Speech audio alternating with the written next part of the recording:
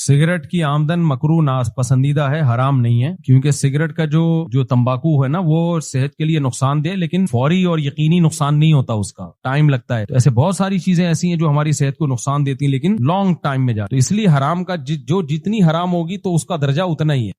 تو اب ایک خودکشی یہ ہوتی ہے آپ کھمبے سے لے جا کے چپک گئے، وہ تو 100% حرام ہے۔ ایک خودکشی یہ ہوتی ہے کہ آپ شوگر کے پیشنٹ ہیں اور آپ پھر بھی مٹھائی سے پرہیز نہیں کر رہے، تو اس کو وہ حرام تھوڑی کہا جائے گا جو کھمبے سے چپکنے والے کو کہا جائے گا، اس کو یہ کہا جائے گا مکروہ ناپسندیدہ۔ علماء نے تو یہاں تک لکھا ہے کہ آپ کا پیٹ بھر گیا اور آپ کو پتا ہے مزید ایک نوالا کھاؤں گا صحت کو فائدہ نہیں ہوگا، یہ نوالا بھی حرام ہے، لیکن یہ حرام اس درجے میں نہیں ہے، کراہت ہے، ناپسندیدہ کے درجے میں مکروہ ہے۔ تو ایسے ہی سگریٹ کوئی اچھی چیز نہیں ہے، ناپسندیدہ ہے، مکروہ ہے، اس کے بہت سارے نقصانات ہیں، اس کی آمدن بھی ناپسندیدہ ہے، مکروہ ہے، حرام نہیں کہہ سکتے ہم اس کو، ہماری رائے یہی ہے اس بارے میں۔ چرس کی آمدن حرام ہے، ہیروئن کی آمدن کیا ہے؟ حرام۔ تو چرس اور سگریٹ میں کوئی فرق تو ہوگا نا، ہیروئن اور سگریٹ، تو اس لیے ہم مشورہ یہی دیتے ہیں کہ سگریٹ کا کام نہ کرو، باقی کوئی کر رہا ہے تو اس کی آمدن کو حرام نہیں کہا جائے گا، ناپسندیدہ ضرور کہا جائے گا۔ حدیث میں اور بہت سارے کام ایسے ہیں جن کو شریعت نے ناپسندیدہ کہا ہے، لیکن پھر بھی نبی نے اس کو حرام نہیں سمجھا، جیسے حجامہ، یہ جو خون نہیں نکالتے، اس کی اجرت کو نبی نے پسند نہیں کیا، لیکن آپ نے اس کی اجرت دی ہے۔ پسند کیوں نہیں کیا؟ یہ کام ہر وقت جو حجامہ کرنے والا، آپ دیکھو لوگوں کی کمیزیں اتار کے بیٹھا ہوا ہوگا، کپ لگا کے خون نکال رہے، گندگی میں ملوث ہونا پڑتا ہے۔ ایسا پیشہ ہے جو سلیم الطبع آدمی کو اچھا نہیں لگتا۔ کہیں آپ رشتہ لینے کے لیے جاؤ، آپ کیا کرتے ہو، لڑکی والے پوچھے میں حجامہ کرتا ہوں، ایک دم ان کے دماغ میں آئے گا کمیزیں اتار کے لوگوں کے کیا لگاتا ہے۔ ایک تو ڈاکٹر کبھی کبھار یہ کام کر رہا ہوں نا، کرتا ہی یہی ہے، کپ لگا کے خون نکالتا ہے، پھر بلیڈیں لگاتا ہے، پھر دوسرے کی کمیز اتارے گا، خون نکالے گا۔ اور آسان، بغلیں صاف کرنا جائز ہے یا نہیں ہے لوگوں کی؟ بولو نا، لوگوں کی بغلیں صاف کرنا جائز ہے یا نہیں ہے؟ جائز ہے نا بھائی، اس میں ناجائز والی کوئی سطر میں تھوڑی داخل ہے۔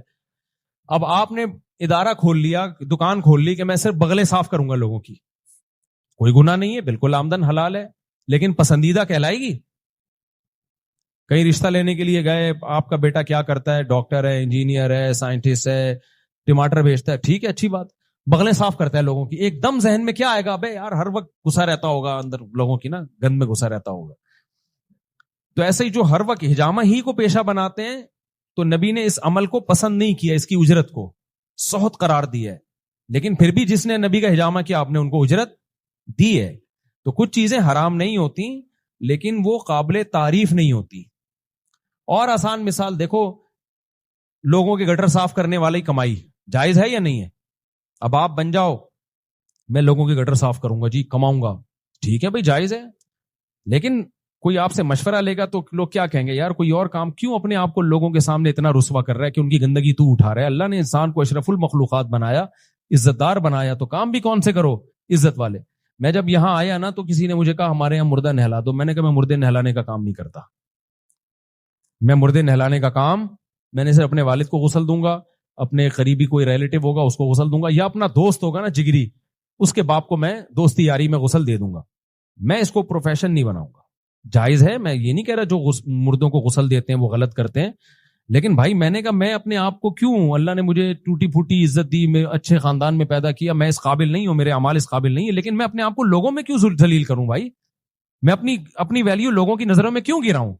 مردے نہلا کے جو مردہ ہو رہا ہے، تو ایک مولوی صاحب سے میں نے یہ کہہ دیا بھائی میں یہ کام نہیں کرتا، وہ غصے ہو گئے، کہہ رہے یہ ثواب نہیں ہے مردے نہلانا۔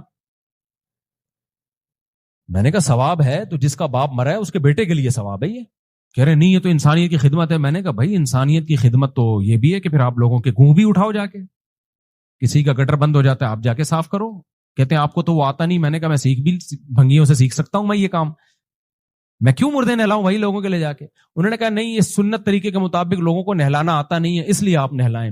تو میں نے کہا سنت طریقے کے مطابق نہلانا آتا نہیں ہے تو میں نہلانا سکھانا میری ذمہ داری ہے، کوئی میرے پاس آئے کہ میں نے مردہ نہلانا ہے، سنت طریقہ کیا ہے میں اس کو بتا دوں گا، یہ میرا کام ہے، نہلانا میرا کام نہیں ہے۔ اس کی مثال ایسے ہے جیسے آپ پہ غسل فرض ہوا، آپ کی شادی تھی، صبح آپ نے غسل کرنا تھا، رخصتی ہو گئی، اب صبح آپ نے غسل کرنا ہے، اب آپ کو غسل فرض کیسے کیا جاتا ہے آپ کو آتا نہیں ہے، آپ مجھے فون کر کے فرض غسل کا طریقہ پوچھو گے، میں آپ کو طریقہ بتاؤں گا، یہ میری شرعی ذمہ داری ہے۔ لیکن اگر آپ کو آ کے مجھے نہلا بھی دیں تو میں نہلاؤں گا آپ کو، آپ 1 کروڑ روپے بھی دو گے نا، سب سنت کے مطابق مجھے نہلا دیں، اور میں نے یہاں سے یہاں تک وہ باندھا ہوا ہے سطر نظر نہیں آئے گا، میں پھر بھی نہیں نہلاؤں گا، چاہے 1 کروڑ کیا 10 کروڑ بھی دو، میں کہوں گا بھائی میری 2 ٹکے کی عزت نہیں رہے گی، آج اس کو نہلانے جا رہا ہوں، آج اس کو۔ تو ایسے ہی جب مر جائے گا تو میں کیوں نہلاؤں بھائی؟ جو اس کی اولاد ہے وہ نہلائے نا اس کو. اگر اس کو سنت طریقہ نہیں آتا تو سنت طریقہ بتا دوں گا میں. تو یہ مردے نہلانا، اب علماء بعض یہ کام کر رہے ہوتے ہیں بھائی، یہ علم والوں پہ سوٹ نہیں کرتے. آپ اپنی دیکھو، اسلام میں سب سے پہلے جان کی حفاظت، اس کے بعد سب سے پہلے عزت کی حفاظت ہے. مال اس کے بعد ہے، اس کے بعد مال کی حفاظت ہے. حفظ جان اور ناموس یعنی عزت کی حفاظت، اور اس کے بعد مال کی حفاظت ہے. عزت پہلے ہے، پیسہ بعد میں ہے. تو اس لیے وہ چیزوں کو پیشہ مت بناؤ جن میں انسان کی عزت ختم ہوتی ہے. تو وہ نہیں بنانے چاہیے، اس کو نہیں کرنا چاہیے وہ کام انسان. ہاں کچھ چیزیں ایسی ہیں جن میں عزت جاتی نہیں ہے، لیکن بیوقوف لوگ سمجھتے ہیں کہ عزت نہیں ہو رہی. وہ تو پھر بیوقوفوں کے تو معیار ہی الگ ہوتے ہیں نا. اب جو ٹھیلا لگا رہے ہیں، ٹماٹر بیچ رہے ہیں، یہ کوئی توہین کا کام نہیں ہے. بزنس کر رہا ہے اپنا، ٹھیلا اپنا، اس میں اگر اس کو کوئی حقارت سے دیکھتا ہے تو دیکھنے والا برا ہے. لیکن گندگیاں صاف کرنا لوگوں کی، تو یہ کام مجبوری میں کسی بیچارے کا کوئی رسک نہیں ہے، وہ تو ایک مجبور ہے. بھیک مانگنے سے اچھا ہے، میں بھنگیوں کو بری نیت سے نہیں دیکھتا، بھیک مانگنے سے اچھا ہے کہ گٹر صاف کر کے کما لیتے ہیں. بھیک مانگنے سے کروڑا گنا بہتر ہے. اب ہر ایک کے حالات مختلف ہوتے ہیں، لیکن اگر آپ کے پاس کوئی دوسرا جائز ذریعہ ہے کمانے کا تو بھائی مردے کو آپ مت نہلاؤ، اس کو آمدن اور پیشہ مت بناؤ. میں طلبہ کو بھی منع کرتا ہوں. اچھا، بات سے بات نکلتی ہے. ایک طالب علم کو میں نے پوچھا بیٹا تمہاری ذریعہ آمدن کیا؟ کہہ رہا میں شادی کر رہا ہوں. میں نے کہا تمہاری ذریعہ آمدن کیا؟ کہہ رہا میری ذریعہ آمدن کیا ہے؟ مردانہ قوت کی دوائیں بیچتا ہوں. مت کرو. کہہ رہے ہیں یہ کیا بات ہوئی یار، یہ تو جائز ہے. میں نے کہا جائز ہے، طالب علم پہ یہ کام سوٹ نہیں کرتا. پھر میں نے اپنے میں نے کہا میرے تو 4 شادیاں ہیں نا، کتنے لوگوں نے مردانہ قوت کے سلسلے میں مجھ سے رابطہ کیا ہوگا. آپ کی سوچ ہے. میں اگر یہ بزنس کرنا چاہتا کھرب پتی ہوتا، میں سمجھ رہے ہو، کھرب پتی ہوتا میں نے کہا میں نے کیوں نہیں کیا، لیکن یہ چھاپ ہی غلط ہے یار. ہم کیا بیچ رہے ہیں لوگوں کو مردانہ؟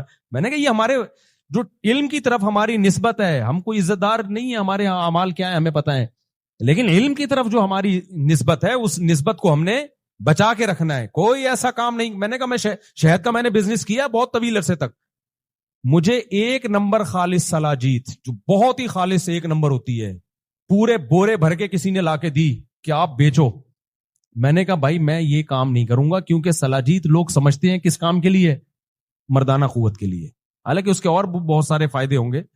میں نے کہا یہ کام میں نہیں کروں. میں نے پورے بورا اٹھا کے کسی حکیم کو پکڑا دیا. میں نے کہا بھائی یہ تم جانو تو میں نہیں یہ کام کروں گا، کیونکہ اور اس وقت میری آمدن بہت کم تھی. وہ میں بزنس کرتا تو کروڑوں روپے کماتا، اور میں نے دیکھا ہے لوگ کما رہے ہیں. تو میں یہ نسخے بتانا شروع کر دوں اس کی آمدن اور یہ معجونے بیچنا شروع کر دوں، اور لوگ آتے تھے آپ کے پاس خالص سلاجیت ملے گی؟